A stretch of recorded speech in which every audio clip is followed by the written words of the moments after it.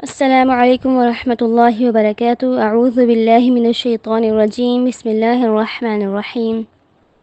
رب اشرح لی صدری ویسر لی امری واحلل عقدۃ من لسانی یفقہوا قولی، رب زدنی علما، اللہم فقہنا فی الدین، آمین۔ سورہ البقرہ آیت نمبر 219۔ یسألونک عن الخمر والمیسر قل فیہما اثم کبیر ومنافع للناس وإثمهما أكبر من نفعهما ويسألونك ماذا ينفقون قل العفو كذلك يبين الله لكم الآيات لعلكم تتفكرون۔ لوگ آپ صلی اللہ علیہ وسلم سے شراب اور جوئے کے بارے میں سوال کرتے ہیں، آپ فرما دیجئے ان دونوں کاموں میں بڑا گناہ ہے، اگرچہ ان میں لوگوں کے لیے کچھ فوائد بھی ہیں مگر ان کا گناہ ان کے فائدوں سے کہیں زیادہ ہے۔ نیز یہ لوگ آپ سے سوال کرتے ہیں کہ اللہ کی راہ میں کیا خرچ کریں، آپ فرما دیجئے کہ جو تمہارے اخراجات سے زیادہ ہو۔ اسی طرح اللہ اپنی آیات کو تمہارے لیے کھول کھول کر بیان کرتا ہے تاکہ تم غور و فکر کر سکو۔ اب یہاں پہ شراب اور جوئے کی حرمت کے بارے میں یہ آیت نازل ہوئی ہے کیونکہ یہ اس معاشرے کی دو بڑی خرابیاں تھیں اور بہت اہم تھیں، تو اس لیے صحابہ کرام نے ان کے بارے میں سوال کیا۔ اور یہاں پہ شراب کے لیے لفظ خمر استعمال ہوا ہے۔ خمر کے معنی عربی میں ڈھانپنے والی چیز، کیونکہ خمر جو ہے شراب انسانی عقل کو ڈھانپ لیتی ہے، اس لیے اس کو عربی میں خمر کہا گیا ہے۔ اور جوئے کے لیے لفظ میسر استعمال ہوا ہے۔ میسر کے مطلب ہے آسانی سے ملنے والی چیز۔ جوا بھی جو ہے جب انسان اگر جوئے میں جیت جائے تو اس کو باقی لوگوں کا مال بنا کسی محنت کے آسانی سے مل جاتا ہے۔ اور آگے فرمایا قل فیہما اثم کبیر، کہہ دیجئے کہ ان میں بڑا گناہ ہے، کیونکہ یہ دونوں کبیرہ گناہوں میں سے ہیں۔ اور آگے ومنافع للناس، اور لوگوں کے لیے کچھ فائدہ ہیں۔ فائدہ کیا ہے کہ شراب پینے سے انسان کو وقتی سکون ملتا ہے اور کچھ دیر کے لیے اپنے غموں کو بھول جاتا ہے، کیونکہ زیادہ تر غمگین لوگ ہی شراب پیتے ہیں۔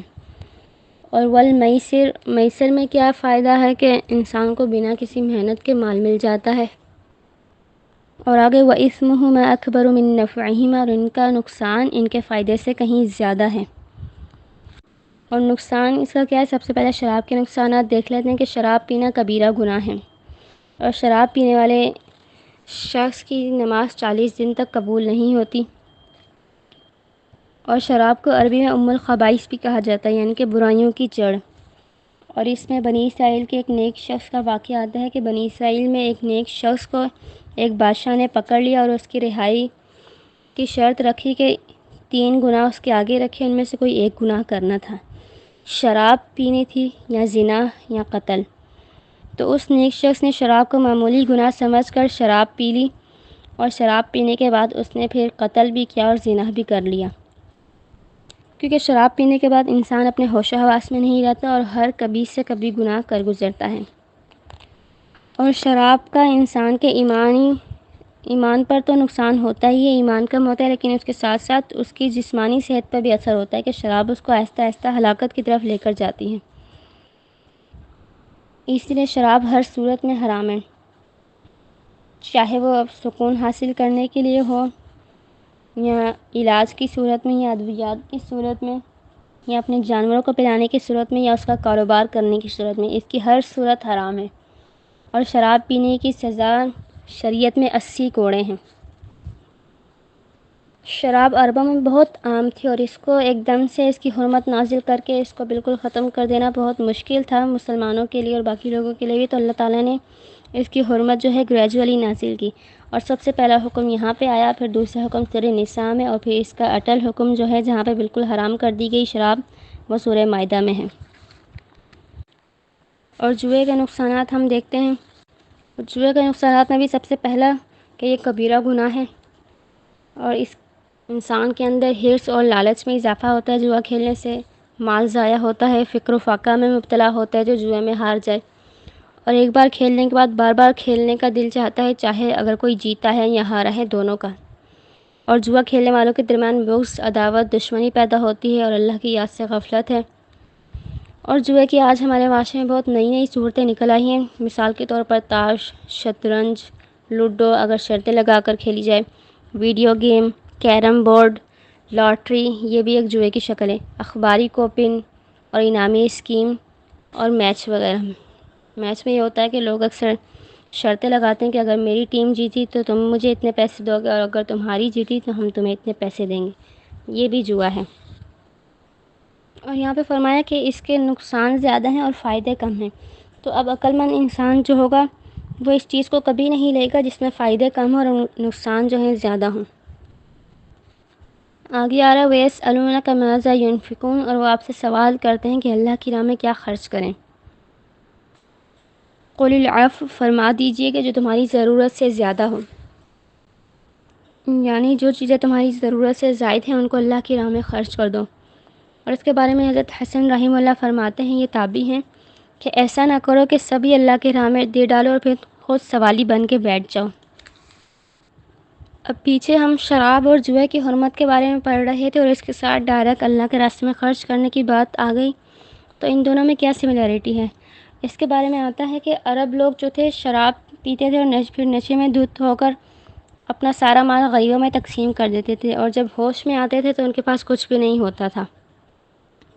ایک یہ طریقہ کرتے اور دوسرا یہ کرتے تھے کہ شراب پی کر نشے میں دھت ہوتے اور ایک دوسرے کے جانوروں کو ذبح کر دیتے، اور جب ہوش میں آتے تو اتنا سارا گوشت ان کو نظر آتا تو پھر اس گوشت پر وہ جوا کھیلتے، اور جو سارا گوشت جیت جاتا وہ پھر اپنا سارا گوشت جو تھا وہ غریبوں میں تقسیم کیا کرتا تھا، اور اس کو وہ نیکی سمجھتے تھے اور کہتے تھے کہ ہم شراب اور جوا کھیل کر دراصل نیکی کرتے ہیں، حالانکہ اصل میں یہ نقصان تھا. تو پھر صحابہ کرام نے پوچھا پھر ہم اللہ کے راستے میں کیا خرچ کریں؟ تو اس پر یہ آیا کہ جو تمہاری ضرورت سے زیادہ ہے وہ خرچ کرو. ایسا نہ ہو کہ تم سارا مال ہی اللہ کے راستے میں دے دو اور پھر خود دوسروں کے آگے سوال کرتے پھرو. اور آج ہم اپنے گھروں میں دیکھیں کہ ہمارے گھروں میں کتنی ایسی چیزیں ہیں جو ہماری ضرورت سے زیادہ ہیں، پھر بھی ہم انہیں سنبھال کر رکھتے ہیں کہ کل کام آئیں گی، اور غریبوں میں تقسیم نہیں کرتے. تو یہاں بھی حکم ہے کہ جو تمہاری ضرورت سے زیادہ چیز ہے وہ اللہ کے راستے میں خرچ کر دو، کیونکہ مومن کبھی زائد مال سنبھال کر نہیں رکھتا. اور یہاں پہ زکوٰۃ کا حکم نہیں ہے بلکہ نفلی صدقے کا حکم ہے. آگے ہے کذالک یبین اللہ لکم الآیات لعلکم تتفکرون. اسی طرح اللہ تعالیٰ اپنی آیات کو تمہارے لیے کھول کھول کر بیان کرتا ہے تاکہ تم غور و فکر کر سکو. آیت نمبر 220 فی الدنیا والآخرہ ویسألونک عن الیتامی قل اصلاح لہم خیر وإن تخالطوهم فإخوانكم واللہ یعلم المفسد من المصلح ولو شاء اللہ لأعنتکم ان اللہ عزیز حکیم. دنیاوی اور آخرت کے امور کے بارے میں، اور وہ لوگ آپ سے یتیموں کے بارے میں سوال کرتے ہیں، آپ صلی اللہ علیہ وسلم فرما دیجئے کہ ان کی اصلاح کرنا بہتر ہے، اور اگر تم انہیں اپنے ساتھ ہی رکھ لو تو وہ تمہارے ہی دینی بھائی ہیں. اللہ فساد کرنے والوں اور اصلاح کرنے والوں کو خوب جانتا ہے، اور اگر اللہ چاہتا تو تم پر سختی کر سکتا تھا، بے شک اللہ سب پر غالب خوب حکمت والا ہے. یہاں پہ آیا فی الدنیا والآخرہ، یہ پچھلی آیت کا حصہ ہے کہ پچھلی آیت میں اللہ تعالیٰ نے کہا تھا کہ اللہ تعالیٰ اپنی آیات تمہارے لیے کھول کھول کر بیان کرتا ہے تاکہ تم غور و فکر کر سکو. اب یہ اسی کا حصہ ہے کہ دنیا اور آخرت کے معاملے میں غور و فکر کرو، کیونکہ بہت سے لوگ ایسے ہیں جو دنیا کی فکر تو کرتے ہیں لیکن آخرت کو بالکل ہی بھول جاتے ہیں. مثال کے طور پر دنیا دار لوگ صرف دنیا ہی ان کی سوچوں کا، ان کی فکروں کا مرکز ہوتی ہے اور آخرت کو بالکل ہی بھولے ہوتے ہیں. اور کچھ لوگ ایسے ہوتے ہیں کہ آخرت کے بارے میں ہی سوچتے ہیں اور دنیا کو بالکل ہی چھوڑ دیتے ہیں. بہت ہی ایکسٹریملی دیندار کے جو صرف آخرت کو ہی سوچتے ہیں اور دنیا کا نہ علم حاصل کرتے ہیں نہ اس کے بارے میں فکر کرتے ہیں. تو یہ دونوں ہی چیزیں میں کیا کرنا ہے؟ اعتدال کرنا ہے، دنیا کے بارے میں بھی غور و فکر اور آخرت میں بھی. کیونکہ ایک مومن اگر دنیا میں غور و فکر کرے گا تو اسے پتہ چلے گا کہ دنیا میں کیا کیا نئی چیزیں آ رہی ہیں، کیا نئی ایجادات ہو رہی ہیں، تو وہ ان کو بھی دین کے لیے استعمال کر سکے گا، اس سے دین آگے پھیلائے گا. اور اگر دین کا علم حاصل کرے گا سائنس کا، تو سائنس کو قرآن پاک سے جوڑے گا، اور اس طرح قرآن لوگوں کے دلوں میں اترے گا کہ ہاں واقعی یہ کتاب حق ہے، سچ ہے. جیسے بہت سے مسلم سائنٹسٹ نے ایسے کیا ہے کہ قرآن پاک میں بہت سے ایسے حقائق ہیں، ایسی سائنسی چیزیں ہیں جو دنیا کے سامنے رکھی کہ قرآن پاک نے یہ 1400 سال پہلے کر دیا تھا اور سائنس اس کی آج تحقیق کر رہی ہے اور آج ان چیزوں کو ڈسکور کر رہی ہے. اور دوسرا اس کا مطلب یہ ہے کہ دنیا اور آخرت دونوں میں غور و فکر کرو گے اور پھر دونوں کا کمپیریزن کرو گے تو تمہیں پتہ چلے گا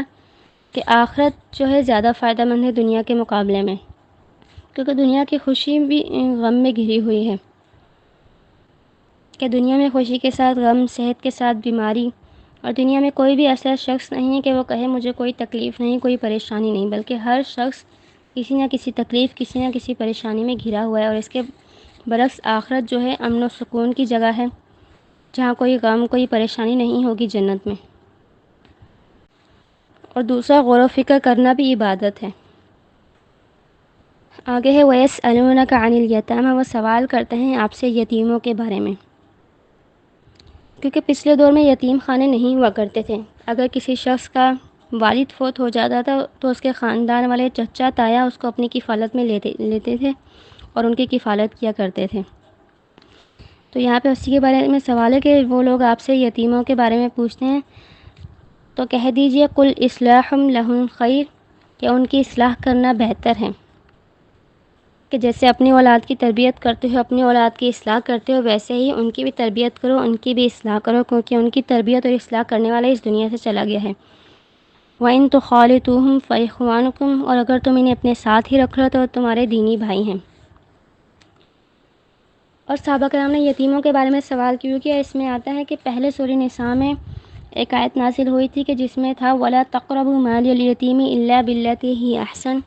کہ یتیموں کے مال کے قریب بھی نہ جاؤ مگر احسن طریقے سے۔ اور احسن طریقہ کیا ہوا تھا کہ ان کا کھانا الگ بنا کر دو، ان کے مال میں سے اپنا الگ بناؤ۔ تو اس طرح صحابہ کرام کو مشکل ہوا کرتی تھی، اور یہ حکم اس سے نازل ہوا تھا کیونکہ جو یتیموں کو اپنے گھر ساتھ رکھتے تھے وہ ان کا مال خود ہڑپ لیتے تھے اور جلدی جلدی ختم کر دیا کرتے تھے اپنے استعمال میں لا کر، اور دوسروں کو کہا کرتے تھے کہ ہم ان پر ہی لگا رہے ہیں۔ پھر اللہ تعالیٰ نے یہ حکم دیا تھا کہ ان کا مال ان پر الگ سے خرچ کرو اور اپنا الگ سے خرچ کرو۔ تو جنہوں نے یتیم اپنے گھر میں رکھے ہوئے تھے تو ان کے لیے مشکل تھی کہ ان کا کھانا، ان کی دیکھ بھال الگ سے کریں اور اپنا کھانا بنائیں الگ سے۔ تو یہاں پہ اللہ تعالیٰ نے کہا کہ اگر تم ان کو اپنے ساتھ ملا لو، یعنی کہ ان کا کھانا ساتھ ہی اپنے بنا لو، تو ایسا تم کر سکتے ہو۔ آگے واللہ یعلم المفسد من المصلح، اور اللہ جانتا ہے فساد کرنے والوں کو اور اصلاح کرنے والوں کو، کہ اللہ جانتا ہے کہ کون یتیم کا مال ہڑپنا چاہتا ہے باطل طریقے سے اور کون اصلاح کرنا چاہتا ہے، یعنی کہ ان کی دیکھ بھال کر کے جب وہ بڑے ہو جائیں تو ان کا مال لوٹا دے گا۔ اور حضرت عائشہ صدیقہ فرماتی ہیں کہ یتیم کے ذرہ ذرہ سے مال کی دیکھ بھال کرنا بہت سخت مشکل کام ہے، اور اس کا کھانا الگ ہو، اس کا پینا الگ ہو، تو یہی علیحدگی مراد ہے، یعنی کہ اصلاح لہم خیر سے مراد تھا کہ اگر تم ان کا کھانا پینا الگ ہی رکھو تو یہ اچھا ہے، یعنی کہ ان کا مال کا جو حساب کتاب ہے وہ الگ رکھو تو یہ زیادہ بہتر ہے۔ لیکن پھر آگے حکم ہے وَإِن تُخَالِطُوهُمْ، کہ اگر ان کا کھانا پینا مل جل کر کرو تو یہ بھی ٹھیک ہے کہ وہ تمہارے دینی بھائی ہیں، مگر نیت تمہاری صاف ہو، یعنی کہ نیت یہ نہ ہو کہ تم یتیم کا سارا مال خود ہی کھا جاؤ۔ آگے وَلَوْ شَاءَ اللَّهُ لَأَعْنَتَكُمْ إِنَّ اللَّهَ عَزِيزٌ حَكِيمٌ، اور اگر اللہ چاہتا تو تم پر سختی کر سکتا تھا، بے شک اللہ سب پر غالب خوب حکمت والا ہے۔ اگر اللہ چاہتا تو وہی حکم برقرار رہنے دیتا کہ یتیم کا مال الگ رکھو، اس کا حساب کتاب الگ رکھو، اپنے مال کا حساب کتاب الگ رکھو، لیکن اللہ نے تم پر آسانی کی اور اس سختی کو دور کر دیا۔ اور یتیم کی ڈیفینیشن کیا ہے؟ یتیم وہ ہے کہ جس کا والد اس کی جوان ہونے سے پہلے فوت ہو جائے، تو وہ بچہ، وہ لڑکا یتیم ہے، اور اگر وہ جوان ہو جائے پھر اسے یتیم کا لیبل ہٹ جائے گا۔ لیکن ہم اپنے معاشرے میں دیکھتے ہیں کہ بڑے ہوئے ہوتے ہیں، شادی بھی ہوئی ہوتی ہے، بچے بھی ہوتے ہیں، لیکن پھر اگر والد فوت ہو جائیں تو وہ اپنے آپ کو یتیم کہلوا رہے ہوتے ہیں۔ تو یتیم وہ ہے کہ جب بچپن میں اس کا والد فوت ہو جائیں، پھر جب وہ بڑا ہو جائے گا تو اس پر سے یتیم کا لیبل ہٹ جائے گا، پھر اس کے سارے حقوق عام لوگوں کے حقوق کی طرح ہو جائیں گے۔ آیت نمبر 221 وَلَا تَنكِحُوا الْمُشْرِكَاتِ حَتَّى يُؤْمِنَ وَلَأَمَةٌ مُؤْمِنَةٌ خَيْرٌ مِّن مُّشْرِكَةٍ وَلَوْ أَعْجَبَتْكُمْ وَلَا تُنكِحُوا الْمُشْرِكِينَ حَتَّى يُؤْمِنُوا وَلَعَبْدٌ مُّؤْمِنٌ خَيْرٌ مِّن مُّشْرِكٍ وَلَوْ أَعْجَبَكُمْ أُولَٰئِكَ يَدْعُونَ إِلَى النَّارِ وَاللَّهُ يَدْعُو إِلَى الْجَنَّةِ وَالْمَغْفِرَةِ بِإِذْنِهِ وَيُبَيِّنُ آيَاتِهِ لِلنَّاسِ لَعَلَّهُمْ يَتَذَكَّرُونَ۔ مشرک عورتوں سے اس وقت تک نکاح نہ کرو جب تک وہ ایمان نہ لے آئیں، اور مومنہ لونڈی آزاد مشرکہ عورت سے بہت ہی بہتر ہے، اگرچہ وہ مشرک عورت تمہیں پسند ہی کیوں نہ ہو۔ اور مشرک مردوں سے اپنی عورتوں کا نکاح نہ کرو جب تک وہ ایمان نہ لے آئیں، اور ایک مومن غلام مشرک مرد سے بہت ہی بہتر ہے، اگرچہ وہ تمہیں مشرک پسند ہی کیوں نہ ہو۔ یہ مشرک تو تمہیں جہنم کی طرف بلاتے ہیں، اور اللہ تمہیں اپنے حکم سے جنت اور مغفرت کی طرف بلاتا ہے۔ اس طرح وہ اپنے احکام لوگوں کے لیے کھول کھول کر بیان کرتا ہے تاکہ وہ نصیحت حاصل کریں۔ اب سورہ بقرہ کی اس آیت سے فیملی لائف کے بارے میں احکامات شروع ہو رہے ہیں، اور سب سے پہلے نکاح کا حکم آیا کہ تم مشرکین سے نکاح نہ کرو یہاں تک کہ وہ ایمان لے آئیں، اور مشرکین سے نکاح اس لیے جائز نہیں کہ وہ تمہارا بھی عقیدہ خراب کر دیں گے، اور شرک اللہ تعالیٰ کو بالکل پسند نہیں، اور اس کے بارے میں اللہ تعالیٰ نے اس کو کہا ہے ان الشرک لظلم عظیم، بے شک شرک عظیم ظلم ہے، یعنی بہت بڑا ظلم ہے۔ اور یہاں پہ آیا کہ مشرک عورتوں سے اس وقت تک نکاح نہ کرو جب تک وہ ایمان نہ لے آئیں، اور مومنہ لونڈی مشرکہ عورت سے بہت بہتر ہے، کہ اگر تمہیں کوئی عورت پسند آئی ہے اور وہ مشرک ہے تو اسے ایمان کی دعوت دو، اگر وہ ایمان لے آتی ہے تو ٹھیک ہے، اگر وہ ایمان نہیں لاتی تو اس سے بہتر ایک کم درجے والی عورت، لونڈی اس دور میں لونڈیاں تھیں، اور آج ہم کوئی بھی دیکھ لیں اگر کم اسٹیٹس میں ہے اس سے، تو وہ تمہارے لیے زیادہ بہتر ہے کہ وہ ایمان والی ہے، کیونکہ اللہ کی نظر میں اس مشرکہ عورت سے ایمان والی کم اسٹیٹس والی عورت زیادہ اچھی ہے، زیادہ پسندیدہ ہے۔ اور آگے وَلَا تُنْكِحُوا الْمُشْرِكِينَ حَتَّى يُؤْمِنُوا، اور مشرک مردوں سے اپنی عورتوں کا نکاح نہ کرو یہاں تک کہ وہ ایمان نہ لے آئیں، اور یہاں پہ کہا گیا کہ اپنی عورتوں کے نکاح بھی مشرک مردوں سے نہ کرو حتیٰ کہ وہ ایمان لے آئیں، اور اگر وہ ایمان نہیں لا رہے تو وَلَعَبْدٌ مُؤْمِنٌ خَيْرٌ مِّن مُشْرِكٍ وَلَوْ أَعْجَبَكُمْ، اور ایک مومن غلام مشرک مرد سے بہت ہی بہتر ہے اگرچہ وہ مشرک تمہیں پسند ہی کیوں نہ ہو۔ اور یہاں پہ وَلَا تُنْكِحُوا الْمُشْرِكِينَ، اپنی عورتوں کو مشرکوں کے نکاح میں نہ دو، اور یہاں سے تنکیحو سے پتہ لگتا ہے کہ عورت اپنا نکاح خود نہیں کر سکتی، اس کا نکاح اس کا ولی کروائے گا، اور حدیث بھی ہے کہ ولی کے بغیر نکاح نہیں ہو سکتا، اور یہ ولایت کا حق صرف باپ کے خاندان میں سے ہوگا، یعنی کہ دادا چچا تایا ولی بن سکتے ہیں، ماں کے خاندان سے ماموں جو ہے یا خالو یہ ولی نہیں بن سکتے، اور کہا کہ اپنی عورتوں کو بھی مشرکین کے نکاح میں نہ دو، اور اس کے بدلے میں ایک کم اسٹیٹس والا مومن شخص مشرک کے مقابلے میں زیادہ پسندیدہ ہے اللہ کے نزدیک اگرچہ وہ مشرک تمہیں اچھا ہی کیوں نہ لگے۔ اور یہ حکم اللہ تعالیٰ نے کیوں دیا یہ وجہ آگے بتا دی، اولئک یدعون الی النار، یہ لوگ تمہیں آگ کی طرف بلاتے ہیں، کیونکہ مشرک اور مشرکہ اکیلی نہیں آتی بلکہ اپنا پورا خاندان رسم و رواج ساتھ لے کر آتے ہیں، اور اس طرح کی شادیاں کر کے تم خود کو اور اپنی آئندہ نسل کو خود آگ میں ڈال دو گے، جہنم کی طرف لے کر جاؤ گے، کیونکہ شرک اور ایمان میں زمین آسمان جیسا فرق ہے، یہ دونوں ایک ساتھ اکٹھے کبھی ہو ہی نہیں سکتے، اور اسلام اس قسم کی شادی کو قبول ہی نہیں کرتا، یہ نکاح ہی نہیں ہو سکتا، یہ زنا ہوگا، اور آج کل لوگ سیکولرزم کے نام پر یہ سب کرتے ہیں، اور اگر ہم دیکھیں تو ہم زبان برادری رہن سہن الگ ہو تو اس جگہ شادی نہیں کرتے کہ ہمارا جوڑ نہیں ہے، یہاں پہ ایڈجسٹ نہیں ہو سکتے ہم، تو ہم عقیدے پر ہی کیوں کمپرومائز کر جاتے ہیں۔ اور بخاری کی حدیث ہے کہ حضرت ابو ہریرہ رضی اللہ عنہ فرماتے ہیں کہ نبی کریم صلی اللہ علیہ وسلم نے فرمایا کہ تم عورت سے 4 چیزیں دیکھ کر نکاح کرتے ہو، ایک تو خوبصورتی، مال، حسب نسب اور دین، اور پھر فرمایا کہ تم دینداری کو ترجیح دو ان تینوں چیزوں پر، اور ایک اور حدیث کا مفہوم ہے کہ دنیا کل کی کل متاع ہے اور اس کی سب سے بہترین متاع نیک بخت عورت ہے، اور اگر ہم نبی کریم صلی اللہ علیہ وسلم کی حدیث کو دیکھیں تو ہم اس کے بالکل الٹ کرتے ہیں، ہم سب کچھ دیکھتے ہیں، گھر، کاروبار، مال، خوبصورتی، پڑھائی، برادری، حسب نسب سب دیکھتے ہیں، اگر نہیں دیکھتے تو ہم مذہب عقیدہ اسلام نہیں دیکھتے، اور حالانکہ نبی کریم صلی اللہ علیہ وسلم نے کیا حکم دیا، ان سب چیزوں کو چھوڑ کر صرف دینداری، عقیدہ اور اسلام کو دیکھو، کیونکہ مشرکین جو ہے زبان سے عمل سے ہر طرح سے آگ کی طرف بلاتے ہیں کہ اگر مشرک مرد سے یا عورت سے شادی کرو گے تو اس کے ساتھ شرک گاہوں پر بھی جانا پڑے گا، مندر یا چرچ جو بھی ہے وہاں پہ ساتھ جانا پڑے گا، اور آج ہم دیکھیں کہ مسلمان کفار سے شادیاں کر رہے ہیں، اور مرد جو ہے اپنے مذہب پر عمل کر رہا ہے، اپنے مذہب کے مطابق عبادت کر رہا ہے، اور عورت اپنے مذہب کے مطابق، ایک ہی گھر میں مسجد بھی ہے اور مندر بھی ہے، اور پھر اس میں اولاد کا دین کون سا ہے، وہ پھر دونوں دین کو نہیں مانتی، کہ باپ اس کو اپنی دین کی طرف لانا چاہتا ہے اور ماں اپنے دین کی طرف، تو وہ دونوں مذاہب کو چھوڑ کر ایتھیسٹ بن جاتی ہے کہ کسی مذہب کو نہیں مانتی۔ اور اس میں اہل کتاب بھی آ جاتے ہیں، کیونکہ وہ بھی مشرک ہیں، کہ ان کو اللہ تعالیٰ نے قرآن پاک میں مشرک کہہ کر بلایا کہ انہوں نے اللہ کی اولاد بنا لی ہے۔ یہود نے عزیز علیہ السلام کو اللہ کا بیٹا کہا، اور عیسائیوں نے عیسی علیہ السلام کو اللہ کا بیٹا بنایا۔ تو اس دور میں ان سے شادی کے لیے رشتہ نہیں لے سکتے، اس پر علماء کا اتفاق ہے۔ اور سورہ نساء میں ایک آیت ہے کہ اہل کتاب سے شادی کر سکتے ہیں، ان کی عورتوں سے، اور ان کا کھانا کھا سکتے ہیں، لیکن اس میں حضرت عمر رضی اللہ عنہ کا قول آتا ہے کہ مسلمان مرد اہل کتاب کی عورت سے شادی کر سکتا ہے، لیکن ایک مسلمان عورت کی کسی اہل کتاب سے شادی نہیں کی جا سکتی،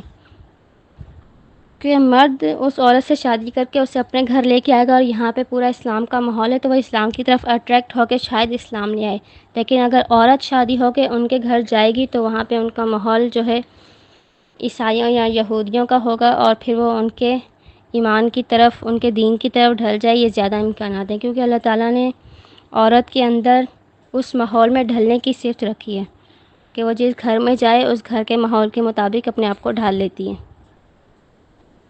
اس لیے اپنی بیٹیوں کی، بہنوں کی شادی مشرک گھروں میں کرنے سے منع کیا گیا، البتہ اگر مرد کر کے لا سکتا ہے اور اس کو اس بات کا یقین ہے کہ وہ اس کو ایمان کی طرف لے آئے گا، راغب کر لے گا، تو وہ کر سکتا ہے اہل کتاب سے شادی۔ اور جن کا پکا پتہ ہے کہ یہ تو ہیں ہی مشرک، یہ اللہ تعالیٰ کو مانتے ہی نہیں کسی طرح، تو ان سے پھر نہیں کی جا سکتی۔ اور آگے ہے واللہ یدعو الی الجنۃ والمغفرۃ بإذنہ، اور اللہ تعالیٰ تمہیں جنت اور مغفرت کی طرف بلاتا ہے، یعنی کہ ایمان لاؤ گے، اللہ کے احکامات پر عمل کرو گے تو جنت ہے اور مغفرت ہے۔ وَيُبَيِّنُ آیَاتِهِ لِلنَّاسِ لَعَلَّهُمْ يَتَذَكَّرُونَ، اور اللہ تعالیٰ لوگوں کے لیے کھول کھول کر آیات بیان کرتا ہے تاکہ وہ نصیحت حاصل کریں، کہ اللہ تعالیٰ نے لوگوں کی نصیحت اور عبرت کے لیے اپنی آیات واضح طور پر بیان کر دی ہیں۔ وآخر دعوانا عن الحمد للہ رب العالمین، جو ہم نے پڑھا اللہ تعالیٰ ہمیں اس پر عمل کرنے کی توفیق دے، آمین یا رب العالمین۔